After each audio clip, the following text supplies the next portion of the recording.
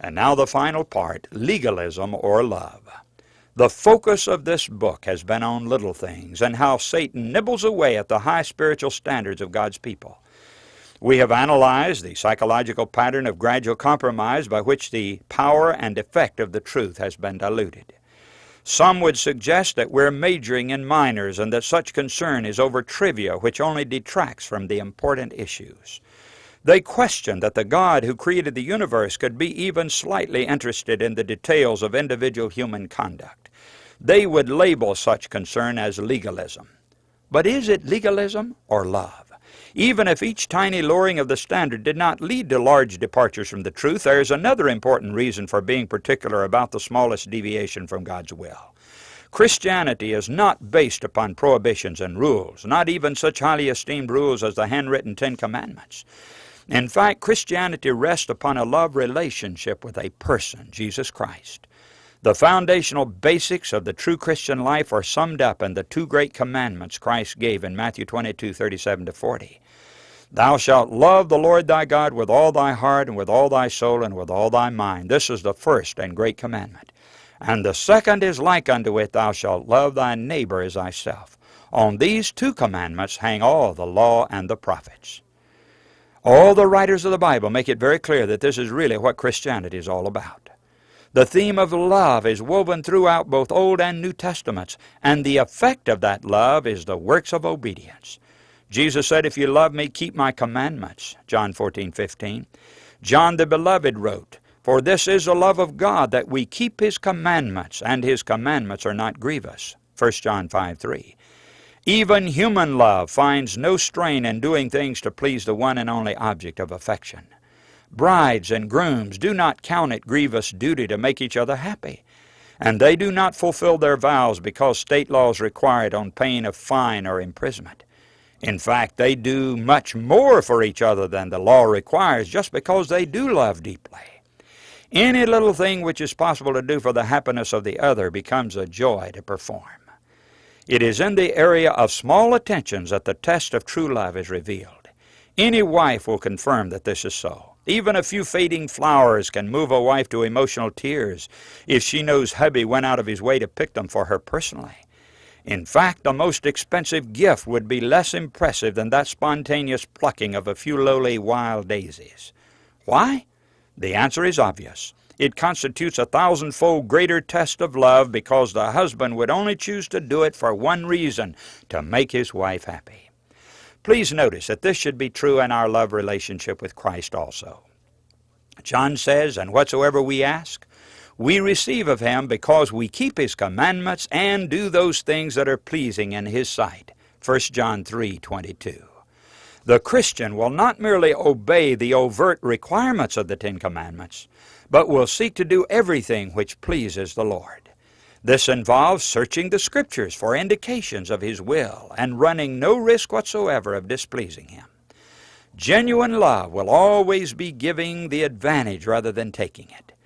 If God is at all interested in the manifestation of love in his children, then he must be watching with great interest to see how they respond to every small revelation of his will. It may very well be that the greatest test of true devotion to God is the degree of willing conformity to the sprinkled hints throughout the Bible of little things that please him. And instead of being counted as legalism, those acts may be weighed in the judgment as the highest form of selfless love. May God help us to search the Scriptures daily to discover how to know his will in our eating, drinking, dressing, talking, and looking. Then may we have the love to apply his desires happily to our daily Christian way of life. This little poem, I believe, sums it all up. Whatever you think, never think what you feel. You would blush in the presence of God to reveal. Whatever you speak in a whisper or clear, say nothing you would not like Jesus to hear. Whatever you read, though the page may allure, read nothing of which you are perfectly sure. Consternation at once would be seen in your look if God should say solemnly, show me that book.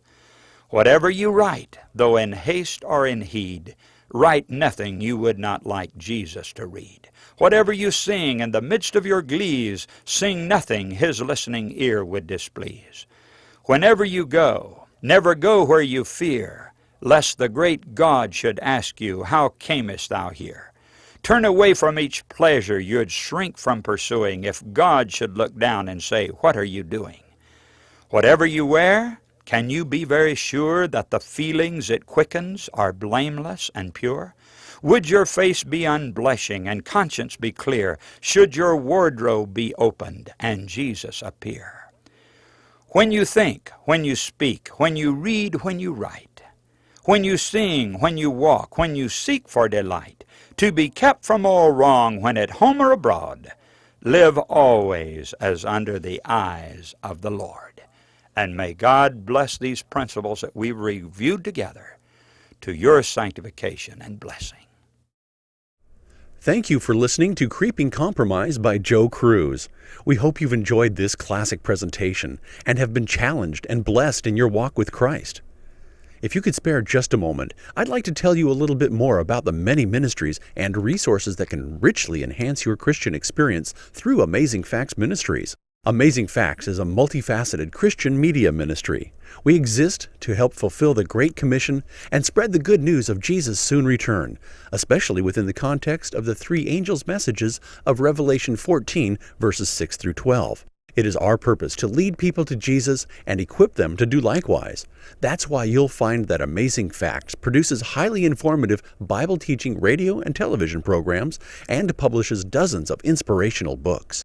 You can enroll online or through the mail in a free correspondence Bible school with easy-to-understand, scripture-packed lessons. We also host a number of daring, truth-filled websites and hold many exciting live evangelistic seminars across North America and around the world. You'll also find a treasury of truth for your own library in our vast catalog of hundreds of Christian books, audio and videotapes, music, and software, carefully selected to enhance your walk with Jesus.